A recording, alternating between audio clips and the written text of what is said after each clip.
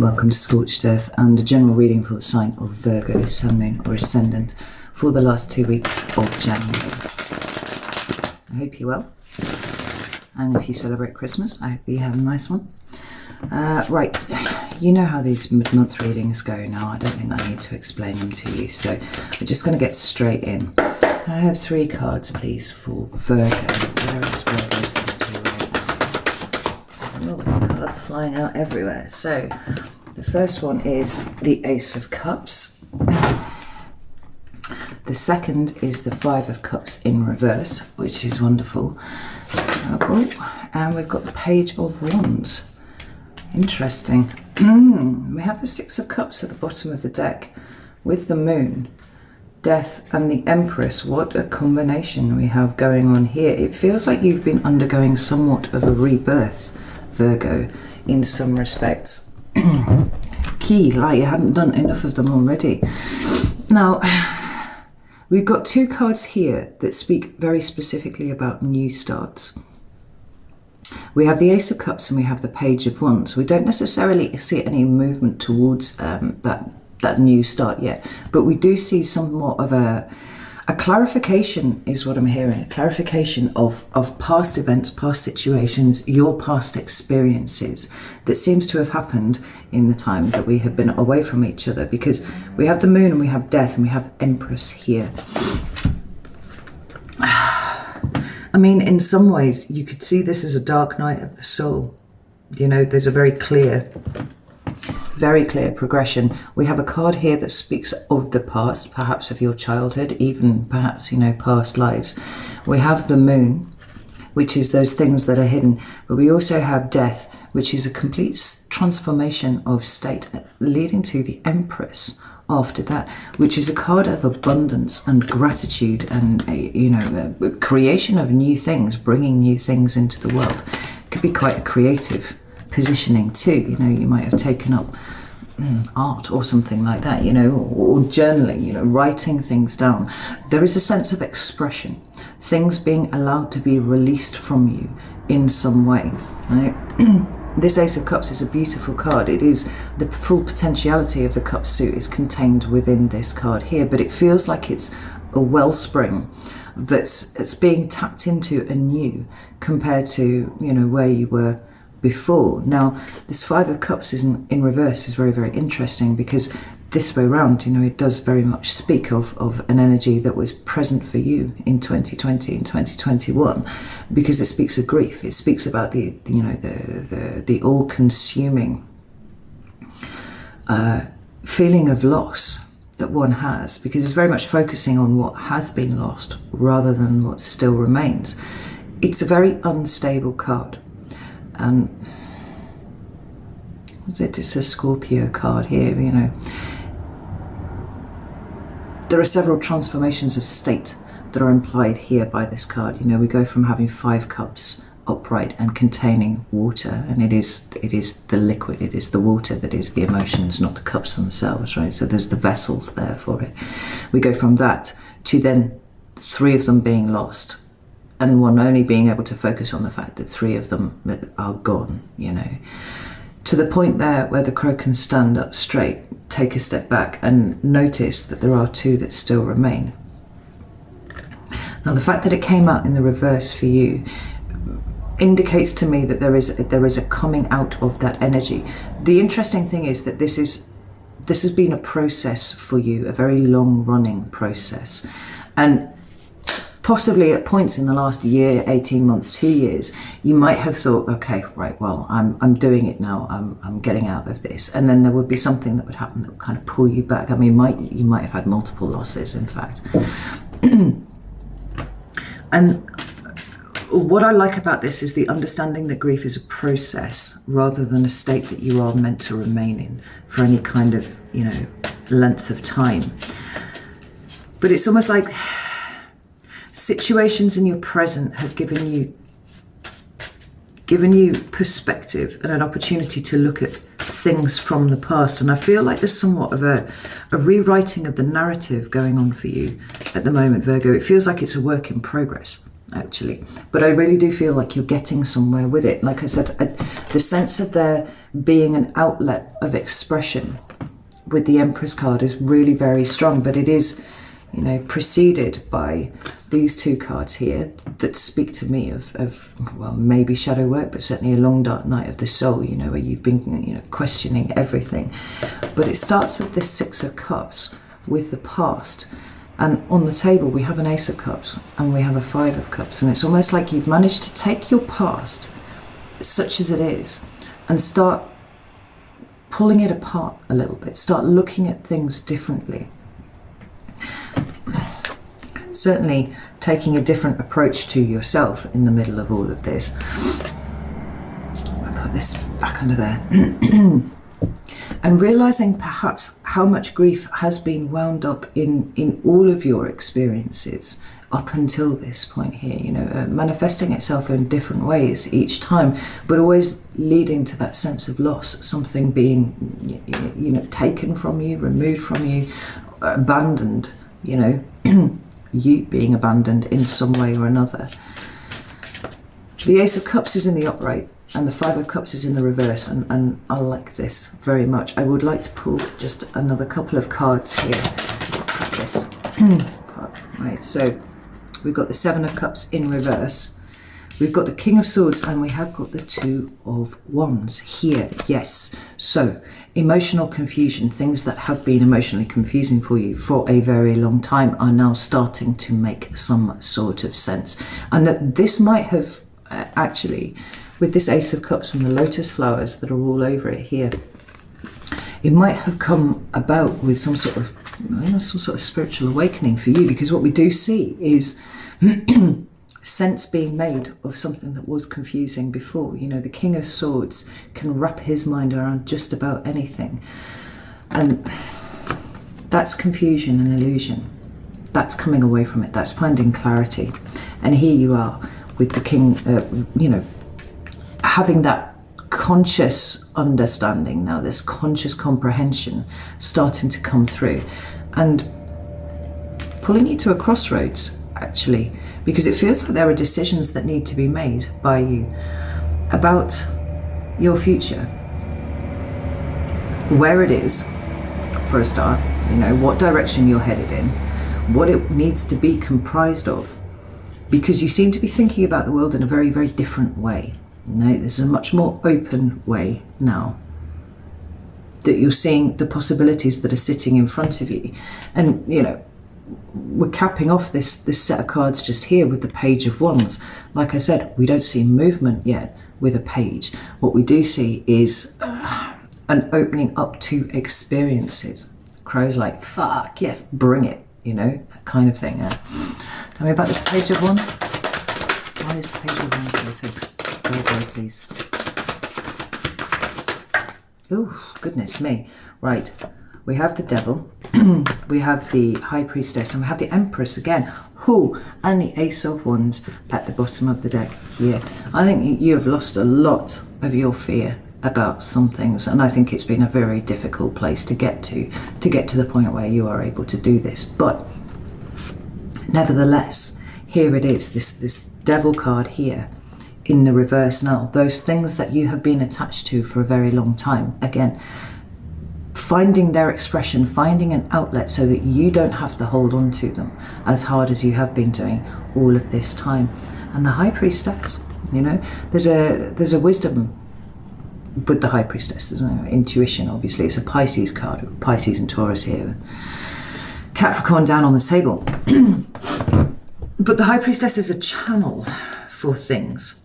And so what you've got there is a channel through which things can be released and given life of their own, or released so that you may have a life of your own that is free from some of the emotional baggage that has been, you know, chaining down your ankles for quite a long time. This is an inspiring set of cards, Virgo. I am inspired. We have the Ace of Wands at the bottom of the deck, but just as I've pulled it up, I have to say we have the Ace of Swords directly behind that. Again, the mental clarity and the drive to start doing something new. You've got some decisions to make ahead of you, but I don't think that you're quite there yet. I think you're still very much in the contemplation phase. But it's wonderful to see. It's wonderful to see. Tell me about the lesson. Okay, the lesson here, please, for... Wow, okay, yeah. Your third ace is sitting at the bottom of this one here, right? The Ace of Pentacles. Can be a new job, it can be a new home, it can be an opportunity to improve your material circumstances in some way. So, you know, all sorts of ways that it could apply there. But I see the Pentacles as energetic currency, right? So it's where you choose to put all of those things that you have and you are capable of investing. Your time, your care, your effort, yes, your money too, you know, all of these things. Your love, certainly. What are you going to invest them in moving forwards? Because where you are right now is, you've got all of this potential to tap. Oh fuck, you've got all four aces, Jesus. All four aces. All of the elements are available to you now. What direction do you want to take them in? You have cleared an awful lot of space, Virgo, and there are new things rushing in right, left and centre. But at this point, you know, it is for you to decide what aspect of the potential you're going to invest in to take you where you want to go, you know? Now, it's amazing. We have the Star, we have the Four of Swords, and we have the Strength card here in terms of what your lesson is. Now, the Star is a stunningly important card of hope for the future, of vision for the future, but it's so many other things besides. You know, there's you know, what is implied here on the card here, that there is a washing clean going on of you, you know, a washing away of all of the things that have stopped you, actually allowing yourself to invest some hope in something, right? Because more often it feels like you've been so concerned about the possibility of things going wrong somewhere that you need to plan ahead for the things that are going wrong. And before you know it, all of the things that you have to invest, your time, your care, your effort, money, all that is invested in the possibility of things going wrong. Right? The potential for catastrophe in any given situation, rather than just coming to it clean, coming to it fresh and going, I am comfortable that I am strong enough, no matter which way this goes, that I can invest myself into this and see where it goes, like see what might come as a result of it. It's an incredible card of healing.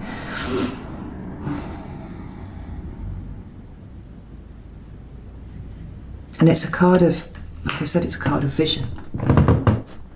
It's a card of the future. It's also a card of connection and trust, you know.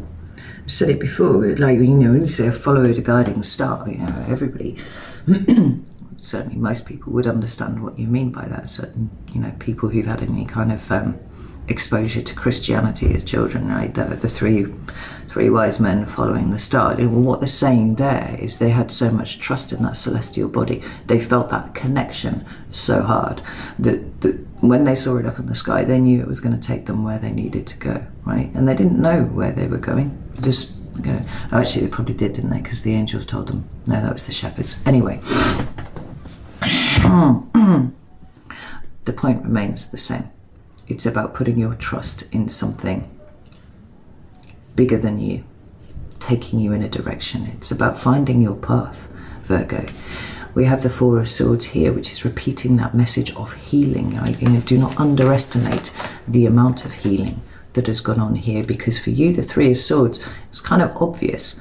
It's been obvious, but there have been so many other kind of Three of Swords situations that were less obvious, that were bubbling away beneath the surface, that have now been starting to come to light. And there's the deepening of your understanding of you and everything that has come together to make you who you are, has left you in a position where you're walking around with a lot of wisdom in your head, Virgo, a lot of wisdom and a lot of compassion for other people that you see making the same mistakes that you have made, or kind of trying to bury the difficult, challenging things, you know, that they have to deal with in the same way that you did at some point in the past. But the growth here, the growth, my God, it's enormous, right? It's this Leo card here of strength. But for me, it is all about the state of personal growth. And when we see the fact that you've had the Death card come up too, right? There's a wholesale transformation that's gone on here, and you have become bigger, you know.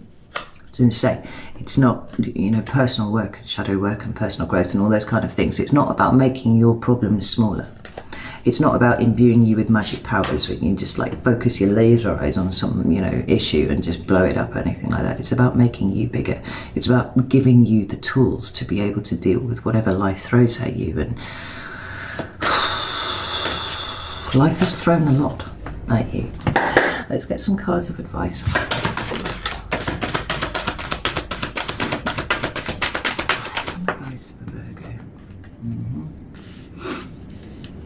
We have the Wheel of Fortune, we have the Seven of Swords,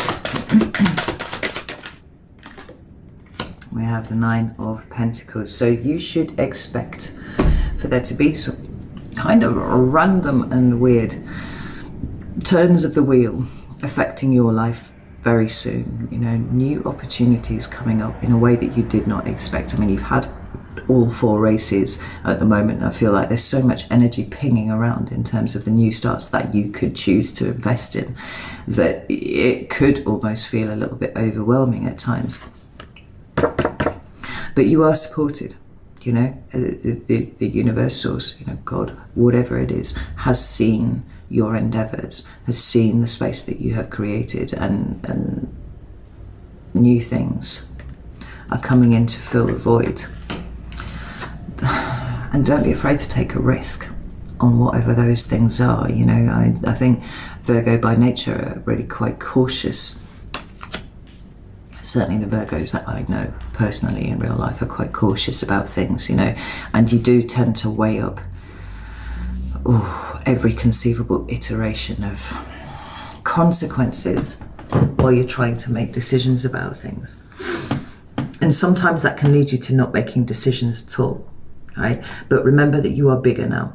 So the consequences matter a little less than they did before, because before it was a case of, can I actually even cope if this goes wrong? Possibly not. But I would remind you that you've been to the gates and hell of back recently, Virgo, and you are still here, you are still kicking. You've got 100% survival rate on everything that you have been through. You are big now. You don't need to worry about these things. So if something comes up and it feels like it might be a bit of a risk, that's okay. It's all right to go with it if your gut tells you that what's on the other side of it might actually be better than you could have dared to hope. I mean, you've got to start hoping. You've got to start dreaming big here now, Virgo. And the last card is the Nine of Pentacles here.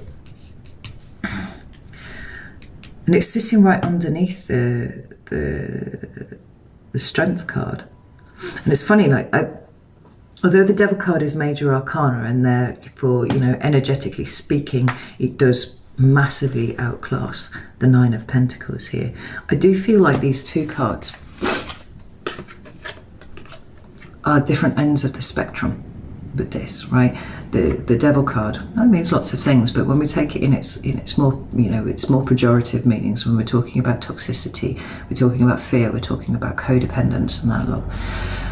What we've got over here is somebody who is responsible, somebody who is taking care of their shit. And it's like, you know, be aware of the fact that that is what you have done. You are not a failure. You are a fucking winner. Like, you know, without getting too cringy on you, you know, look at what you have